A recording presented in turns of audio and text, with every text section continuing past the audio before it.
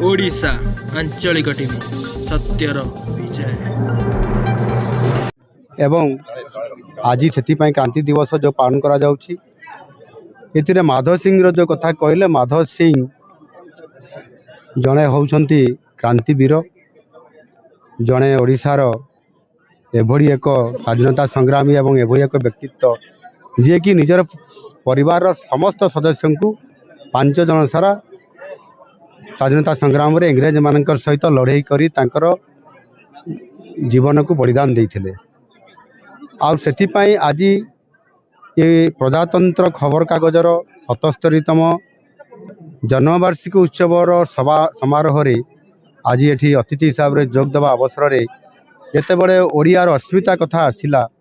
सरकार ओडिया अस्मिता को गुरुत्व देवा एवं जो क्रांतिवीर आज क्रांति दिवस अवसर में माधव सिंह कथा को उच्चारण करने अर्थ जे ओडिशार बरपुत्र मान को सम्मानित करवा एवं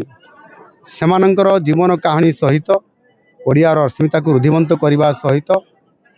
ओडियार अस्मिता को संकटरू मुक्ति दे यथोचित सम्मान प्रदर्शन करवा और से माधव सिंह ना रे माधव सिंह आमर माधव सिंह हाथ खर्च पांठी हाथ खर्च पांठी अर्थात ओडिशा रे जो छोट पिला माने जो माने स्कूल जाती से माने पंचम पर सप्तम पर बा दशम पर बा अनेक समय विभिन्न क्लास ड्रप आउट होती जो माने ड्रप आउट होती से ड्रप आउट नहे बोली 5,000 टंकार से आर्थिक प्रोत्साहन देवा सहित से स्कूल रे जमिति से आसबे एवं